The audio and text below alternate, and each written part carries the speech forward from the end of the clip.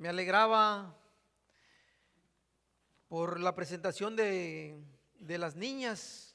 La verdad que mi corazón se llena de regocijo de ver cuando venimos delante de Dios creyéndole y trayendo a nuestros niños, que aunque todavía no tienen conciencia ni conocimiento de nuestro Dios, nosotros vamos encaminándolo, ¿verdad? Qué bendición. Y la verdad que me da gusto cuando miro a los niños que andan caminando allí. Y me alegro porque en algún momento ellos van a estar delante de nosotros. Ellos nos van a guiar. Amén. En esta mañana el sermón se titula Maldición de la higuera estéril, dice la palabra del Señor. Estamos en el libro de Marcos, capítulo 11, del 12 al 14.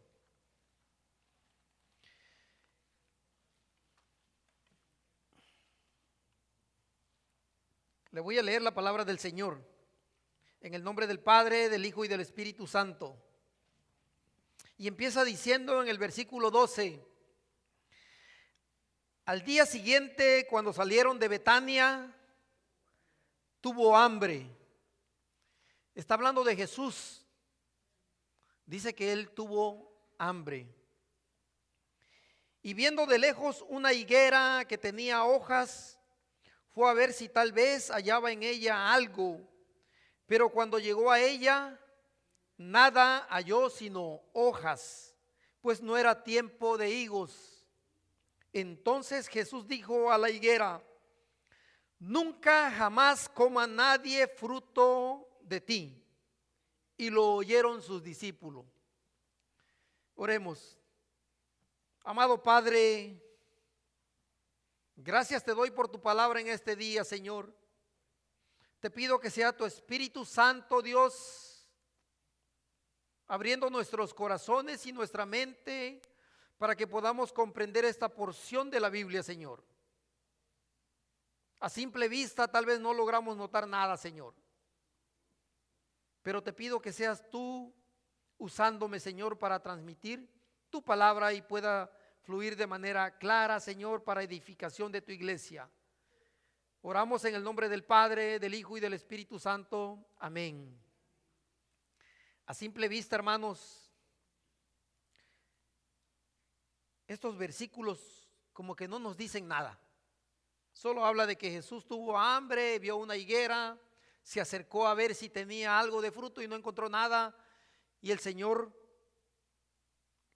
maldijo a la higuera.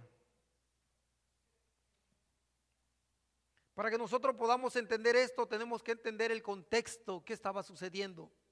Dice la palabra del Señor que un día antes de que esto sucediera, Jesús había llegado a Jerusalén y había ido directamente al templo, donde observó todo lo que allí se hacía.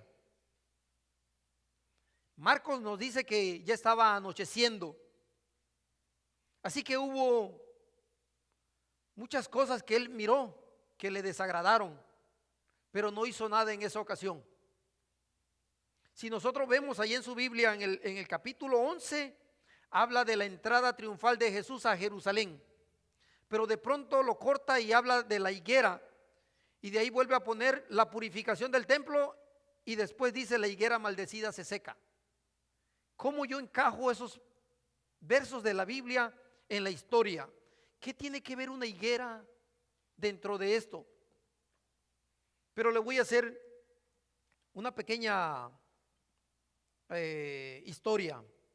El Señor le dice a sus discípulos: vayan y entren a la aldea que está enfrente de ustedes, y luego que entren allí van a ver un pollino atado, el cual ningún hombre ha montado, dice la Biblia. Desátenlo y tráigamelo. Y dice el Señor: y si alguien le dice: ¿por qué estás haciendo esto?, díganle: el Señor necesita, y luego te lo devolverá. Dice la palabra allí en el versículo 2. El Señor Jesús sabía qué iba a suceder y Él los manda. Y tal como él se lo dijo, sucedió. Porque cuando nosotros leemos allá, a partir del versículo 4 del 11, dice lo siguiente: fueron y hallaron el pollino atado afuera de la puerta, en el recodo del camino, y lo desataron. Y uno de los que estaban allí le dijeron: ¿qué hacéis desatando el pollino? Ellos entonces le dijeron como Jesús le había mandado, y lo dejaron. Y trajeron el pollino a Jesús y echaron sobre él sus mantos y se sentó sobre él. También muchos, dice que muchos tendían su capa, se quitaban la capa y lo ponían en el suelo. Yo creo que ustedes han visto alguna vez alguna película referente a eso.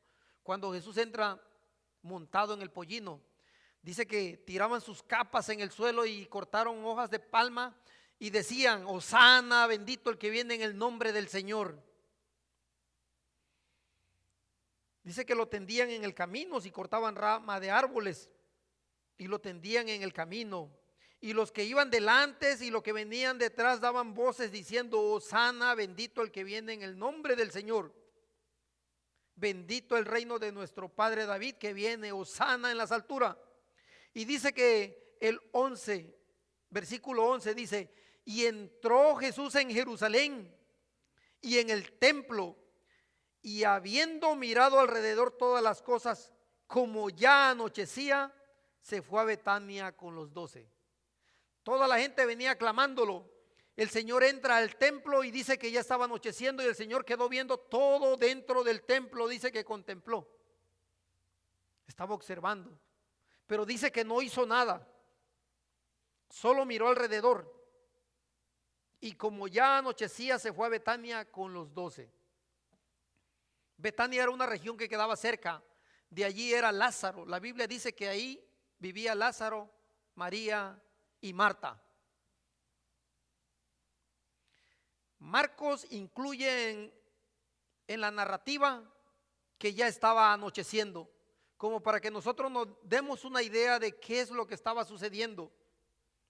Así que aunque hubo muchas cosas que le desagradaron a Cristo, Él no hizo nada en esa ocasión.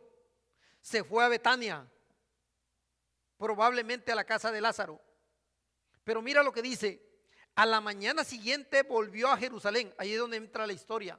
Ahí dice: y al día siguiente, cuando salieron de Betania, tuvo hambre. Para que entiendan, llegó al templo, vio todo, se fue a Betania, y en la mañana siguiente él regresó al templo. Algo tenía en la mente, algo había notado que no estaba bien. Y dice que cuando salieron de Betania tuvo hambre, y viendo de lejos una higuera que tenía hojas, fue a ver tal vez si hallaba en ella algo. Pero dice que nada halló sino solo hojas, pues no era tiempo de higos.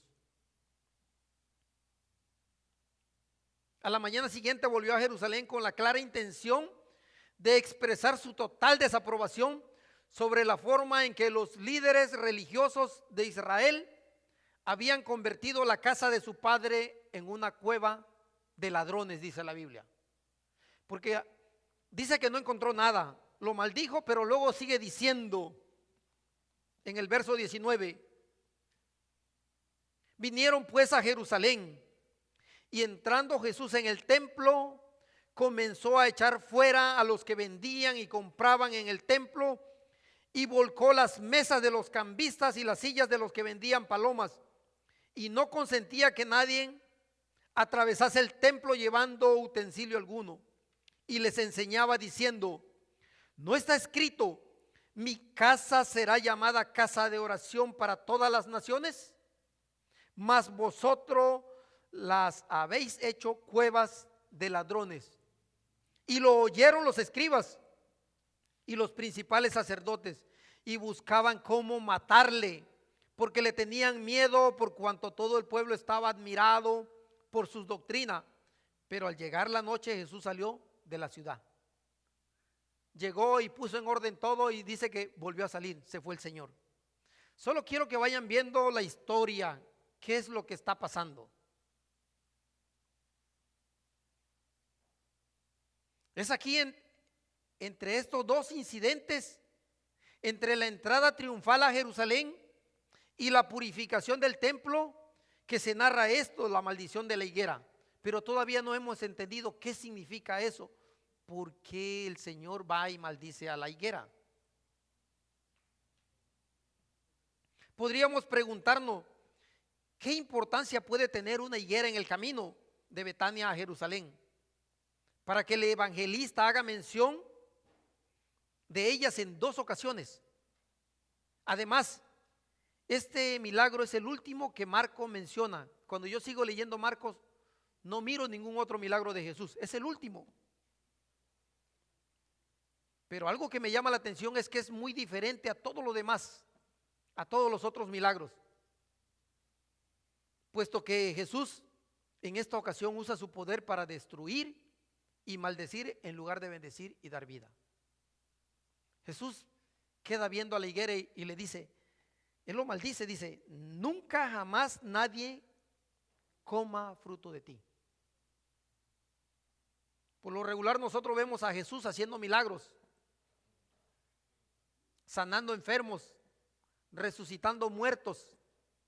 Un Jesús amoroso, como que no logra encajar a ese Jesús que entra al templo y voltea todo y con un látigo corre a todos los que estaban haciendo mercaderías en el templo de Dios.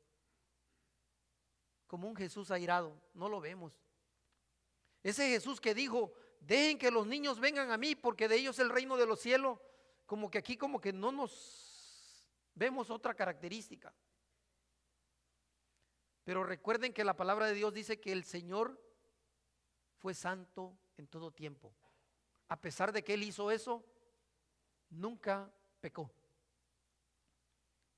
Solo para hacerle referencia. Entonces, ¿cuál es el propósito por el que se menciona esto? La maldición de la higuera. La higuera es un símbolo de Israel. En el Antiguo Testamento Dios se había referido a su pueblo Israel como una higuera. Si nosotros vamos al libro de Oseas capítulo 9 versículo 10, Oseas capítulo 9 versículo 10.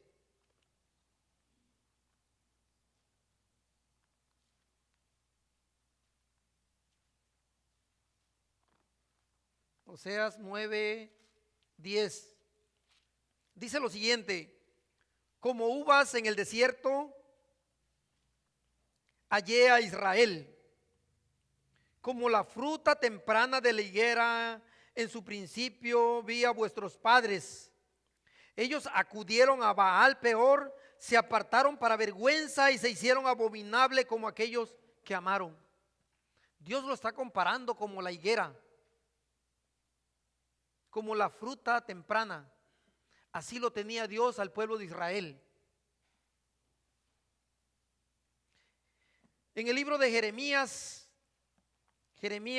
capítulo 24.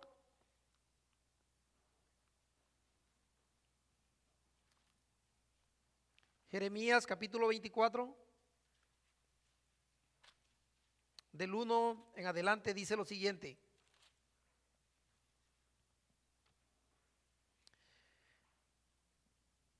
después de haber transportado Nabucodonosor, rey de Babilonia, a Jeconías, hijo de Joacim, rey de Judá, a los príncipes de Judá y a los artesanos y herreros de Jerusalén, y haberlos llevado a Babilonia, me mostró Jehová 2 cestas de higo puestas delante del templo de Jehová. Jeremías ve una visión. Hay 2 cestas de higo. Pero mira lo que dice: una cesta tenía higos muy buenos, como brevas, y la otra cesta tenía higos muy malos, que de malos no se podían comer. Ojo, esto es una profecía para el pueblo de Israel. Y mira lo que dice: y me dijo Jehová, ¿qué ves tú, Jeremías? Y dije, higos buenos, muy buenos, y malos, muy malos, que de malos no se pueden comer. Y vino a mí palabra de Jehová diciendo, así ha dicho Jehová Dios de Israel, como a estos higos buenos, así miraré a los transportados de Judá, a los cuales eché de este lugar a la tierra de los caldeos para bien. Fueron llevados en cautiverio, pero dice que fue para bien. Pero mira lo que dice: porque pondré mis ojos sobre ellos para bien y los volveré a casa, a esta tierra, y los edificaré y no los destruiré, los plantaré y no los arrancaré. Y les daré corazón para que me conozcan que yo soy Jehová, y me serán por pueblo, y yo les seré a ellos por Dios, porque se volverán a mí de todo su corazón. Y como a los higos malos, que de malos no se pueden comer, así ha dicho Jehová: pondré a Sedequías, rey de Judá, a sus príncipes y al resto de Jerusalén, que quedó en esta tierra, y a los que moran en la tierra de Egipto, y los daré por escarnio y por mal a todos los reinos de la tierra, y por infamia, por ejemplo, por refrán y por maldición a todos los lugares donde yo los arroje.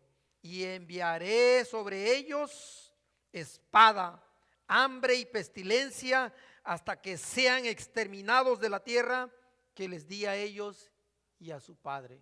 Amén. El reino de Israel se divide, y los que fueron llevados en cautiverio a tierras extrañas, dice que Dios iba a cuidar de ellos y lo iba a llenar de bendiciones. Pero los que se quedaron en Jerusalén, dice que iban a ser escarnio. Esto es una profecía que Dios dio para el pueblo, para la nación de Israel. Y como que va cobrando sentido la higuera. Ya vimos que la higuera es el mismo Jerusalén. Lo que Jesús hizo con la higuera del camino a Jerusalén era lo mismo que el profeta Jeremías había anunciado por Dios que haría con su pueblo Israel. Por lo tanto, la maldición de Jesús a la higuera debemos entenderla como un símbolo de juicio de Dios contra su pueblo Israel. Vemos una higuera con hojas pero sin fruto. ¿Por qué Jesús buscó higos si no era todavía tiempo? Y dice la Biblia, Marcos hace esa referencia, y él dice: viendo de lejos una higuera que tenía hojas, fue a ver si tal vez hallaba en ella algo. Pero cuando llegó a ella, nada halló sino hojas, pues no era tiempo de higos. ¿Por qué, si tú sabes que no es tiempo de higos, vas a buscar en una higuera? ¿Por qué si no es tiempo? La Biblia dice no es tiempo. Marcos hace esa referencia. Pero mire, algunos se han preguntado: ¿por qué Jesús maldijo a la higuera? Por no tener fruto. Si Marcos dice que no era tiempo de higuera, ¿por qué lo maldijo? ¿Qué sentido tenía? Para comprenderlo, debemos conocer primero ciertos aspectos importantes de la relación que hay entre las hojas y el fruto de la higuera. Yo estaba viendo en una investigación, dice que en Palestina, cuando llega la primavera y aparecen las primeras hojas de la higuera, estas vienen acompañadas por unos nódulos o botones comestibles. Si estos pequeños higos no aparecen en ese tiempo, esto indica que el árbol, a pesar de tener hojas, será estéril y no producirá frutos.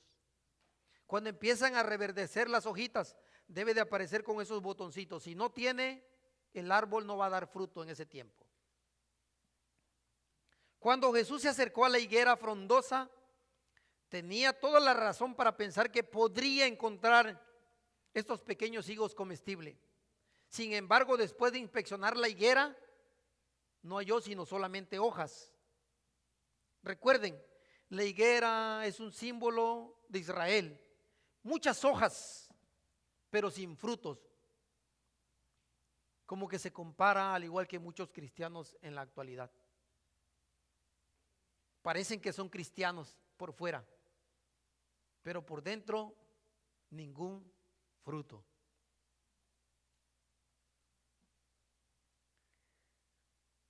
La palabra de Dios dice que el Señor había tenido la oportunidad de contemplar el templo. Y justo en ese momento, Él se disponía a ir allí nuevamente para hacer una de las acusaciones más graves que podemos imaginar. Y es que el Señor dijo: mi casa será llamada casa de oración para todas las naciones, mas vosotros la habéis convertido en cueva de ladrones. Tal vez para nosotros esas palabras no representen nada. El Señor estaba declarando un juicio que iba a venir para la nación de Israel. Habían corrompido todas las leyes que le habían sido dadas por Moisés y empezaron a agregarle cosas a las leyes. Empezaron a hacer correcciones que a ellos le convenían. Lo que Dios le había dado a Moisés, ellos lo habían desechado. Empezaron a vivir de acuerdo a sus rituales. Todos aquellos rituales perfectamente organizados que llevaban a cabo en el templo solo servían para esconder la falta de verdadera vida espiritual. Incluso la forma en la que habían aclamado el día anterior cuando llegó a Jerusalén como aquel que venía en el nombre del Señor. Recuerden que un día antes aclamaron que era el rey de los judíos. Tiraron hasta su capa, pusieron ramas. Pero cuando vieron que el Señor hizo eso, como que ya no le agradaba, porque ahí dice que procuraban matarle. Querían matarle, dice aquí. Buscaban cómo matarle porque le tenían miedo, por cuanto todo el pueblo estaba admirado de su doctrina. Ellos habían aclamado un día antes: Hosana al que viene en el nombre del Señor. Pero todo eso era algo completamente superficial. Y no tardaron mucho en cambiarlo por crucifíquenle, crucifíquenle. Le habían alabado, pero ahora querían que lo mataran. La abundancia de sus hojas hacía pensar que tenían fruto, pero realmente carecían de ello. Prometían mucho, pero no tenían nada, no daban nada. Algunos han dicho que si Jesús era omnisciente, ¿por qué fue a ver si tal vez hallaba fruto en el árbol? Si Jesús conoce todo, ¿qué necesidad tenía Jesús de ir allí y revisar de entre las hojas si encontraba algo? Si Él conoce todo. Pero mire lo que está haciendo el Señor. El Señor estaba actuando en una forma gráfica. Él quería que los discípulos tuvieran en su mente lo que Él estaba haciendo. No solamente lo que Él decía, sino lo que Él estaba haciendo, que se le quedara grabado de forma gráfica. Lo que Él fue a hacer con la higuera, con el fin de enseñarle a su discípulo algo de suma importancia y que no debían olvidar. De hecho, podríamos decir que se trataba de algo tan importante que se repitió la enseñanza en 2 ocasiones. Hubieron 2 enseñanzas ahí ocultas que ellos no entendieron. Puesto que la inspección de la higuera y del templo pretendían enseñar una misma cosa. Mire, y le voy a decir por qué. Primero llega el Señor al templo, queda viendo a todo lo que hay adentro, cómo se estaban comportando. Y después va el Señor y revisa la higuera a ver si hay fruto. Lo están conectando, ¿verdad? Primero vio a los israelitas cómo se estaban comportando. Después fue y le ilustró con la higuera que no tenían fruto. La abundancia de hojas no había logrado evitar que su maldad fuera vista desde el cielo. Y Dios mismo se disponía a comprobarlo por medio de una visita oficial antes de emitir su juicio. Un ejemplo similar lo vemos en la destrucción de Sodoma y Gomorra. Vayamos al libro de Génesis capítulo 18. Génesis 18, 20 y 21. Dice la palabra del Señor. Cuando lo tengan me dicen amén. El 18, 20 y 21 dice lo siguiente. Entonces Jehová le dijo: por cuanto el clamor contra Sodoma y Gomorra se aumenta más y más, y el pecado de ellos se ha agravado en extremo, descenderé ahora y veré si han consumado su obra según el clamor que ha venido hasta mí, y si no, lo sabré. Como si Dios no mirara todo lo que pasa. Mira lo que dice el Señor: descenderé ahora y veré. Como si Dios necesitara bajar a la tierra para comprobar qué es lo que está haciendo el ser humano.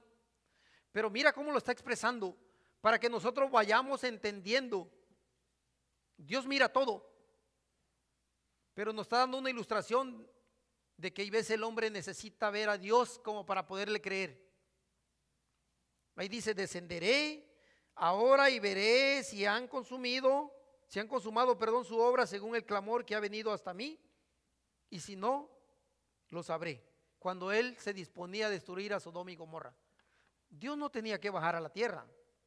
Jesús no tenía que ir a ver al árbol de la higuera si tenía fruto, o tampoco Jesús tenía que entrar al templo para ver qué estaba sucediendo. Pero son ilustraciones gráficas que a los discípulos se le iba quedando en la mente. Esto es una exhortación para todos nosotros. El pueblo de Israel tenía que estar vigilante y dar frutos en el tiempo de la visita de Dios. Así también la iglesia debe tomar en serio esta advertencia, hermano. La vez pasada, cuando le estaba dando una predicación el día miércoles, hablamos acerca de eso y hacíamos la ilustración y la reflexión. ¿Cuántos años llevamos nosotros en la iglesia? Recuerden que le dije eso. ¿Cuántos años tenemos nosotros en la iglesia? Y yo le decía, si por lo menos nosotros trajéramos a los pies de Cristo a una persona por año, a una. Si yo digo, llevo 20 años sirviéndole a Dios, yo debí de haber ganado 20 almas para Cristo. 20. Hablando de una persona por año. No digamos que a ti te gusta hablar de Cristo y ganas 2 al año. Una persona cada 6 meses. Pregúntate, ¿cuánto tiempo tienes en la iglesia y a cuántas personas has traído a los pies del Señor? Porque ¿de qué sirve que estemos aquí años en la iglesia si nunca le hablamos a nadie de Cristo? Nunca hemos traído a nadie al Señor. Y yo le hacía la referencia de que dice Apocalipsis, que cuando nosotros estemos delante del Señor, dice que vamos a ser galardonados de acuerdo a las personas que hayamos ganado para el Señor. Y en una ilustración dice que nos van a poner estrellitas en la corona por cada alma que habremos ganado. Pero yo le decía, imaginémonos que vamos a llegar allí y nos van a dar nuestra corona, pero sin ninguna estrellita. ¿Qué habremos hecho todo este tiempo en la tierra? ¿De qué sirvió venir a la iglesia durante muchos años? No tiene sentido, ¿verdad? Es una vida de cristiano, pero sin fruto. Es lo que está diciendo aquí la palabra del Señor. Así como Israel no daba fruto, la iglesia en la actualidad hay veces no produce fruto.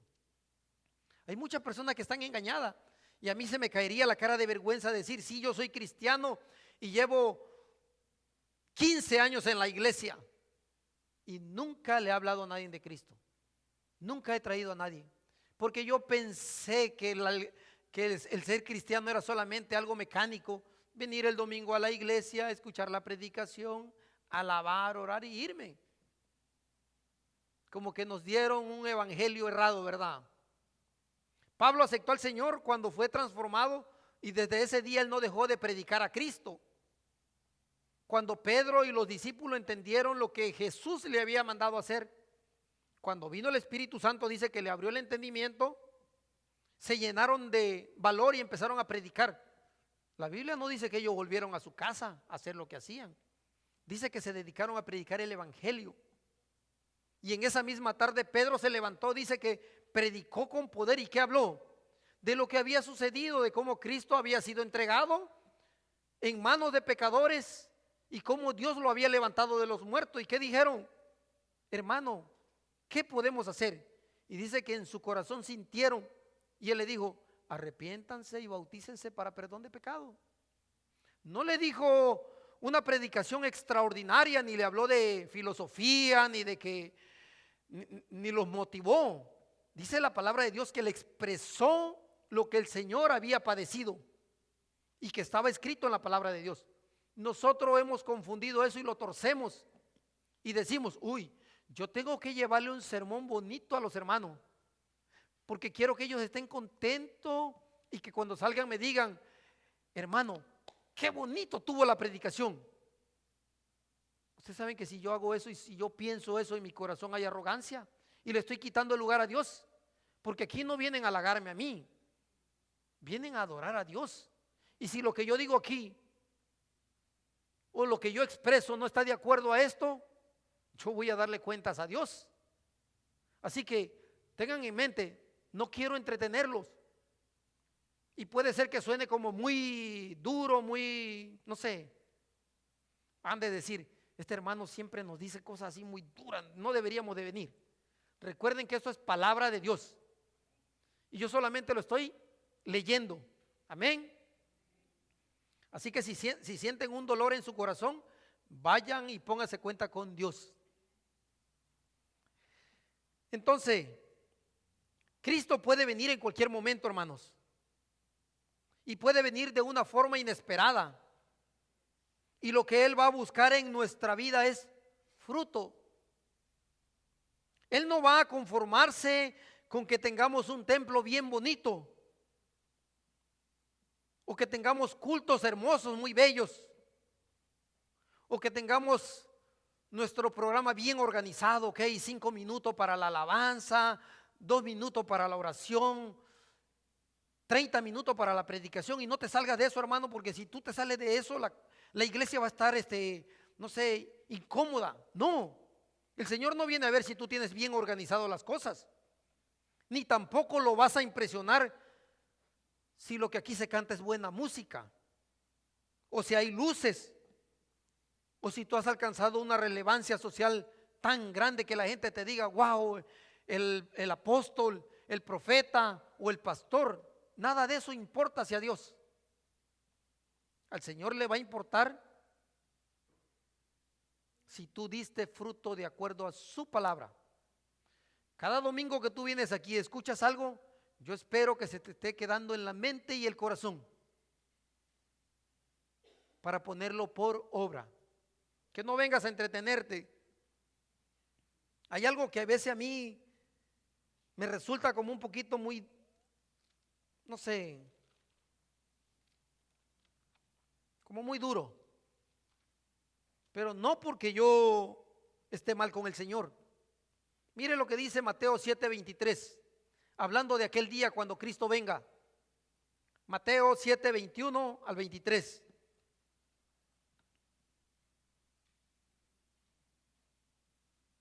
Dice el Señor: no todo el que me dice Señor, Señor entrará en el reino de los cielos, sino el que hace la voluntad de mi Padre que está en los cielos. Hay un requisito allí. Si tú no haces la voluntad del Padre, no vas a entrar. Y esto es palabra de Cristo. Muchos me dirán en aquel día: Señor, Señor, ¿no profetizamos en tu nombre? Personas que profetizaban le van a decir a Cristo: Señor, pero nosotros profetizamos en tu nombre y en tu nombre echamos fuera demonios. Quiere decir que la gente podía echar fuera demonios en el nombre del Señor y funcionaba. Así que no se admiren si alguien le profetiza algo o alguien echa fuera demonios. Pero mira lo que le dice el Señor: y en tu nombre hicimos muchos milagros. Puede ser que gente puedan hacer milagros en el nombre del Señor, pero mira lo más importante que le dice Cristo: y entonces les declararé: nunca os conocí, apartados de mí, hacedores de maldad. profetizaban, echaban fuera demonios y hacían milagros. Pero Cristo le va a decir: nunca os conocí, apartaos de mí, hacedores de maldad. Va a ser difícil y se van a llevar un gran chasco. La palabra del Señor hay que hablarla de manera clara, tal como está escrita. No agregarle ni quitarle. Si yo me paro aquí y le digo: hermanos, Dios me dijo tal cosa, y no está aquí en la palabra de Dios, yo soy un mentiroso. Si yo vengo con una historia o con un sueño, Dios me mostró tal cosa, si me lo mostró es para edificación mía. A ustedes le puede servir como un testimonio, pero no les sirve para edificación.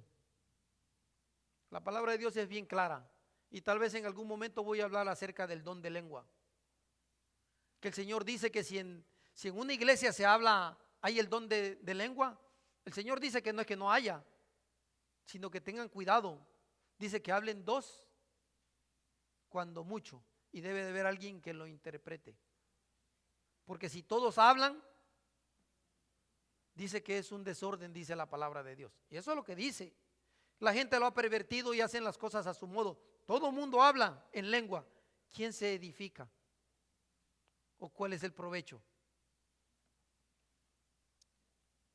Recordemos, hermanos, que así como el bautismo, el ser miembro de una iglesia, el participar de la cena del Señor y la práctica de formas externas del cristianismo puede ser únicamente hojas si no hay fruto del Espíritu Santo en nuestra vida. Mateo 7:16 dice: por sus frutos los conoceréis. Puede ser que vengas con un vestido largo hasta el suelo, sin maquillaje, pero ¿qué hay dentro de tu corazón? ¿Cómo está tu vida en relación con Dios? ¿Será que estás viviendo para Cristo? ¿O será que cuando sales de aquí no te vuelves a acordar del Señor y estás hablando de cualquier otra cosa menos de Dios? Si el Señor nos dio un don o un talento, usémoslo para Él. Lo usamos para otras cosas menos para el Señor. Tengamos cuidado. Dice la palabra del Señor que Jesús tuvo hambre. Y a mí me sorprende. Porque no fue Jesús cuando fue llevado al desierto por 40 días y 40 noches que no comió. Y que cuando fue tentado Jesús dijo que no solo de pan vivirá el hombre. Pero aquí tiene hambre. Acababa de salir de la aldea de la aldea de Betania. Y solo es que iba caminando hacia Jerusalén y tuvo hambre. Y no fue Jesús que dijo que no solo de pan vivirá el hombre. Pero mire, esto nos muestra que Jesús era humano. Se había hecho humano. Al igual que en otras ocasiones, Jesús se cansaba, tenía que dormir, se sentaba, tenía sed. Pero no parece que este sea el propósito fundamental al incluir esta porción aquí en la Biblia. Además, como ya vimos, esta es la única vez en la que Jesús hace un milagro para destruir. En la que Jesús hace algo pensando en sus propias necesidades. Tenía hambre y fue a ver si había algo que comer. Por lo tanto, en este caso, no deberíamos pensar tanto en su hambre física, sino en el profundo deseo que él tenía de encontrar entre su pueblo Israel algo de fruto que diera gloria a Dios. Y no solo por el hecho de tener hambre. Jesús había ido al templo para ver si alguien de los hijos de Israel producía un buen fruto, de acuerdo a lo que él había establecido. Alguna manifestación.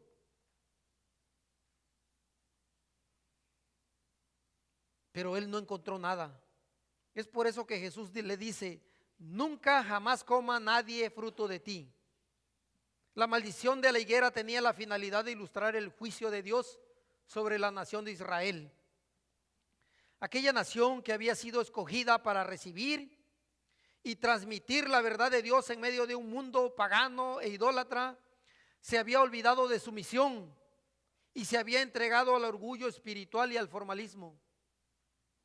Ellos se jactaban: nosotros tenemos la ley, nosotros somos hijos de Moisés, somos hijos de Abraham, a nosotros se nos fue dado la ley, nosotros sabemos todo. Se jactaban de eso, de que su vestidura tuviera impecable, de que tuvieran todas las cosas que Dios le había dicho, pero dijo que eran sepulcros blanqueados, que por fuera tenían apariencia de justicia, pero por dentro estaban muertos.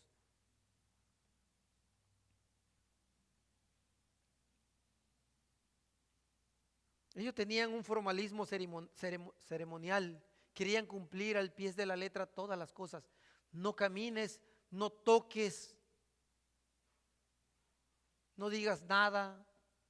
Dice que ataban cargas para el prójimo que ellos no movían.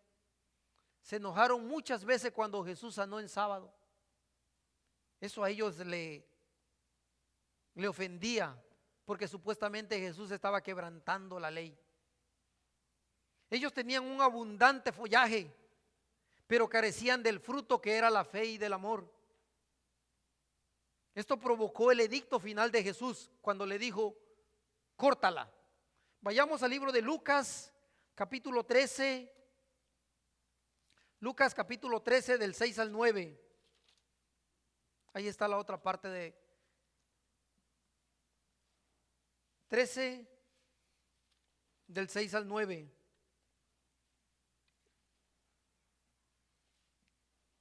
Dice la parábola de la higuera estéril.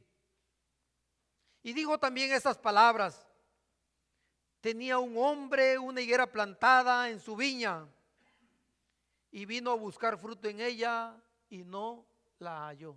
¿De quién está hablando Jesús? De él mismo.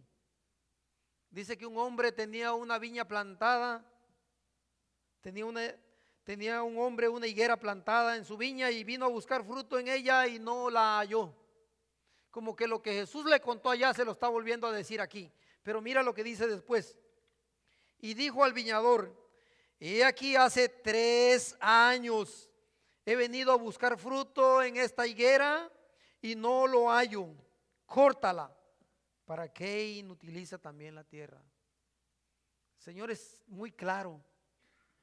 Dice: 3 años que vengo. Mira, no dice que vino la persona, dice: he aquí hace 3 años que vengo a buscar fruto en esta higuera y no lo hallo. Córtala. ¿Cuántos años duró el tiempo de Jesús en su misión en la tierra? 3 años. Ya si los discípulos no quisieron entenderlo fue otra cosa, pero era bien claro. Dice: yo he venido 3 años a ver si encuentro un fruto de esta higuera que era la nación de Israel y no he hallado nada. ¿Y qué dice él? Córtala. Pronunció su juicio. Y él entonces respondiendo le dijo: Señor, déjala todavía este año, hasta que yo cabe alrededor de ella y la abone. Y si diere fruto, bien, y si no, córtala después. Le pidió que lo dejara un tiempo más. Lo iba a abonar para ver si daba algo. Jesús estaba pronunciando lo que la profecía de Jeremías había dicho. Estaba diciendo el cumplimiento de esta maldición que se cumplió en el año 70, cuando Jerusalén fue destruido y el pueblo judío fue dispersado por todo el mundo. Pero antes de esto, Dios había entregado su viña a otros, a la iglesia de los gentiles, a nosotros. Le quitó a ellos. Y si ustedes saben de historia, ustedes van a entender que en ese tiempo el templo de Jerusalén fue destruido. Nunca más se volvió a edificar. Y el sacerdocio dejó de ser. Aquellos que practicaban el sacerdocio no volvieron a hacer nada más. Se quitó el sacrificio. Ya no tenía sentido Jesús había muerto y resucitado. Pero lo que se había profetizado se cumplió. Y lo que Jesús reafirmó que va a ser cortado sucedió en el año 70. Aunque este no es el fin de Israel, porque en Romanos capítulo 11, 25 al 27 dice que el pueblo judío ha sido echado a un lado temporalmente, pero cuando Cristo vuelva a reinar, la nación renacerá y será restaurada a una posición de favor con Dios. ¿Ve lo que dice la Biblia? Que Jerusalén, que el pueblo de Israel fue echado a un lado temporalmente. Por eso cuando usted dice, la nación de Israel es la nación de Dios, tenga cuidado, porque la Biblia dice otra cosa. No está hablando de esa gente. El pueblo de Israel somos nosotros ahora, pero va a llegar un día que Dios va a volver a traer el remanente de ellos. Por eso es que nos advierte, así como el olivo fue quebrado y nosotros fuimos injertados en ese olivo, hablando de nosotros, de la iglesia, en ese árbol original, Dios tiene poder de volver a hacer otra vez que el árbol florezca. Nosotros estamos injertados por ahora. ¿Y qué dice la palabra del Señor? Hasta que la plenitud de los gentiles entren. Nos está dando una oportunidad de gracia. Pero la nación que existe ahora allá en Israel es una nación pagana. Esa gente no teme a Dios. No hace lo que Dios manda. Eso es lo que, bueno, vayan y lean Romanos 11, escudriñenlo bien. Romanos 11, 25 al 27. Además, lean todo el capítulo y lean palabra por palabra qué quiere decir. Porque ahí mismo Pablo dice, yo desearía ser anatema, estar apartado de Dios, con tal de que mi familia de nacimiento, que son israelitas, crean en Dios. Eso es lo que dice el libro de Romanos. Pero lo leemos de manera superficial y nosotros creemos lo que el mundo dice. Si alguien viene y me dice algo, yo le creo. No, yo tengo que creer lo que dice la Biblia. Romanos capítulo 11, pueden leerlo todo. Dice, por la mañana vieron, dice, en Marcos 11, Marcos 11, 20 y 21 sigue diciendo la palabra del Señor.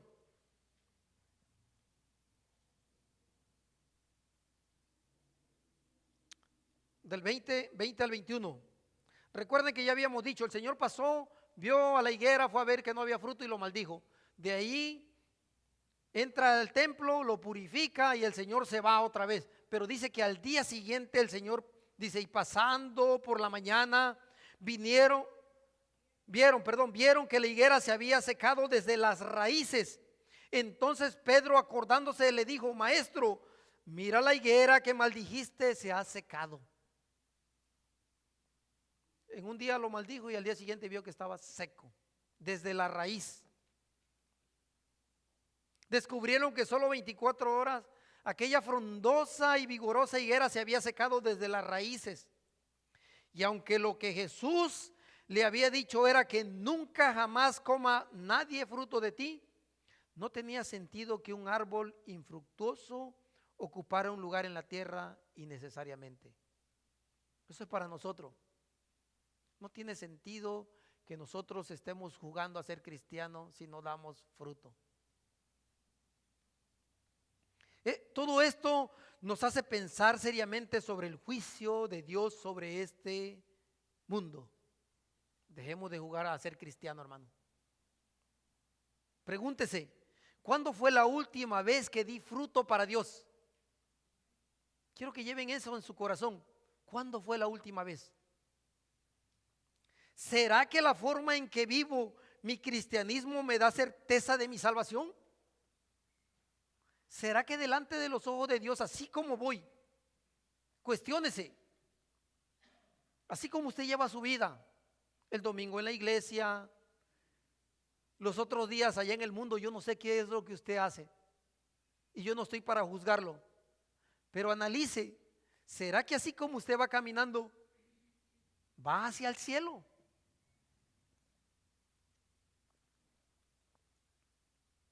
Solo usted tiene la respuesta. Yo solamente le estoy dando la interrogante. Si no es así, todavía está a tiempo. Recuerden que nuestro Dios es misericordioso, pero va a llegar un día que se va a acabar el tiempo. Esa oportunidad que nosotros tenemos hoy, va a llegar un día que no va a existir. Y se lo digo para que no digan, uy, yo no sabía, me agarraron de sorpresa. Mire que en la iglesia nunca me hablaron de esto. No.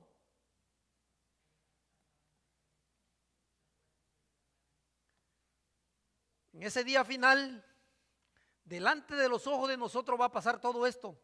Se va a recordar este momento de lo que yo les dije. Me imagino que va a ser como una película. Y va a haber todo el tiempo del mundo, va a estar en la eternidad. Dios no va a tener prisa por decirte, hey, te voy a correr toda la película rapidito. No, te va a contar cada uno de tus obras y a cada uno de nosotros. Va a suceder ese día y espero que estés preparado. Oremos. Gracias, Dios, por tu palabra, Señor. Gracias porque me das la oportunidad de hablarla tal como tú, Señor, lo pones en mi corazón, basado en tu palabra, Señor. Líbrame, Señor, de inventar algo que no esté escrito en la Biblia, Señor. Señor, líbrame de venir a endulzarle los oídos a mis hermanos, Señor. Ayúdame, Padre, a ser fiel y obediente, Señor, a tu llamado. Que si tú me llamaste, Señor, a predicar tu palabra, a expresar de ella a mis hermanos, Señor, para edificación, que lo haga de manera correcta y responsable, Padre, para que en el día del juicio me encuentres aprobado como buen obrero, Señor. Para que no me digas, nunca te conocí, apártate de mí, obrador, hacedor de maldad, sino que digas, ven, entra al gozo de tu Señor. Sobre poco te puse, fuiste fiel, sobre mucho te pondré. Aunque no lo hago por recompensa, Señor, porque este es un llamado que tú has hecho para cada uno de mis hermanos que se dicen ser cristianos, Señor. Esto es un trabajo general, Señor. Es un trabajo de tu iglesia. La responsabilidad no es solo mía, Padre. Es de cada uno de nosotros, Señor. En nuestros hogares, Señor, ayúdanos a dar buenos ejemplos a nuestros hijos. Que ellos miren que somos verdaderos cristianos, Señor. Que estamos trabajando para ti. Porque qué chasco que aquí en la iglesia aparentemos ser cristianos y en nuestros hogares estemos enseñando cosas que no te agradan, Señor. Ayúdanos a meditar en ello, Señor. Te pido que perdones nuestros pecados, Señor. Que si en esta mañana hemos caminado por nuestra cuenta, Dios, vengamos a ti con un corazón arrepentido, Señor. Que podamos rendirnos y decir, Señor, a partir del día de hoy, Señor, quiero caminar de forma correcta delante de tus ojos, Señor. Porque puedes mentir al hombre tú que estás aquí, pero a Dios no puedes engañarle. Ponte a cuenta con Dios que todavía tienes tiempo. Si en esta mañana hay aquí alguna persona que no te conoce, Señor, que por el poder de tu Espíritu Santo en este día pueda ser transformado, Señor, que venga en arrepentimiento a tus pies, Señor, que venga humillado aquí a la cruz, Padre. O si alguien te conoció, Señor, pero se ha apartado de ti, Padre, dale la oportunidad que venga, Señor, de nuevo y se arrepienta. Que venga y que se reconcilie contigo, mi Señor. Porque no son mis palabras, eres tú hablando, Padre bendito. Es tu Espíritu Santo trabajando en nuestra vida quien nos da la convicción, Señor.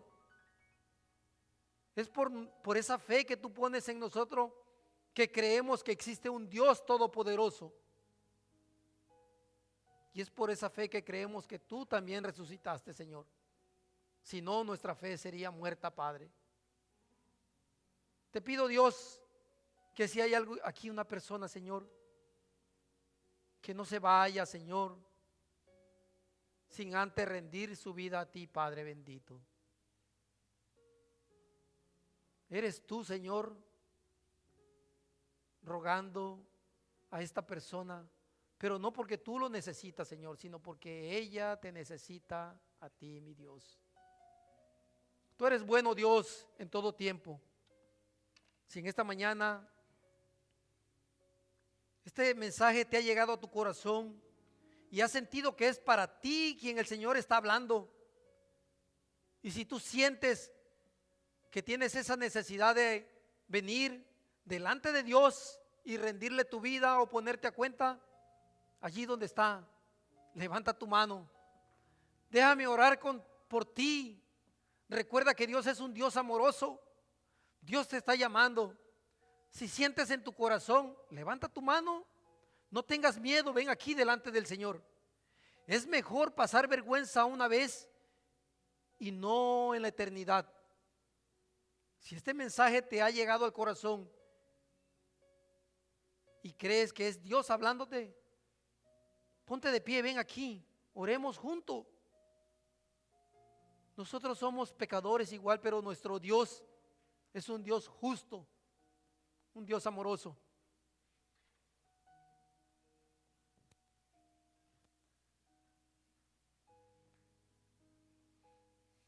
Déjame orar.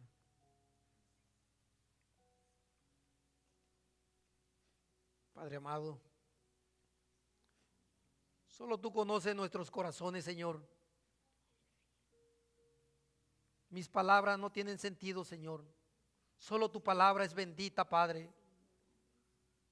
Creemos que tu Espíritu Santo está trabajando aquí en medio de nosotros, mi Dios, para restaurar vidas, Señor, para restaurar matrimonios, Padre, para levantarnos a una posición, Dios, que a ti te agrada, mi Señor.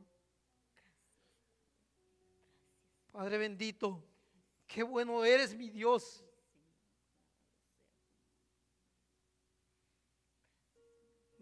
En esta mañana, mi Señor, nos humillamos delante de ti, Señor.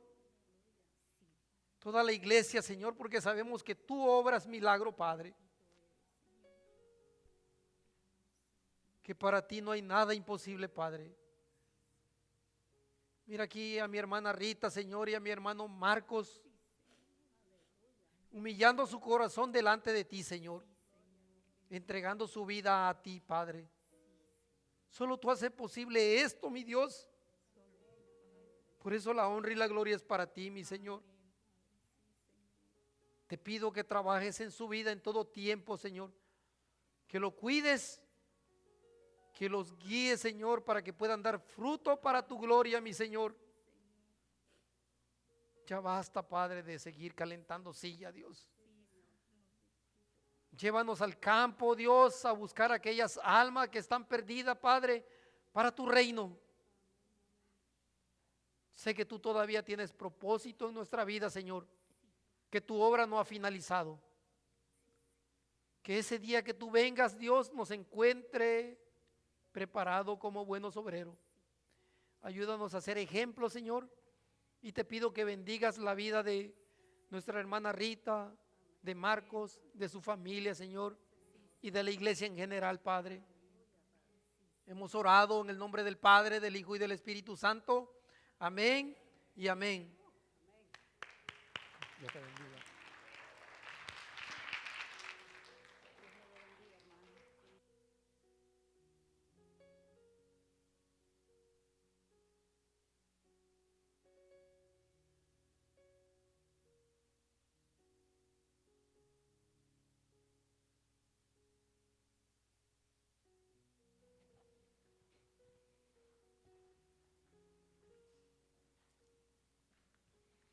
Le damos gracias a Dios por el milagro del perdón. Le doy gracias a Dios porque Él usa a su Espíritu Santo para trabajar en nuestra vida.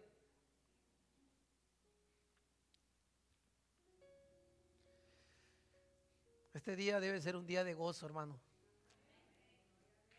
Amén. Antes de irnos, quiero recordarle que seguimos teniendo servicio los días miércoles 7:30. Nos gozamos en ese culto de oración. Y los viernes también tenemos un culto de compañerismo. Yo les invito a que vengan porque la verdad es de gran edificación. Pero también tenemos otro anuncio.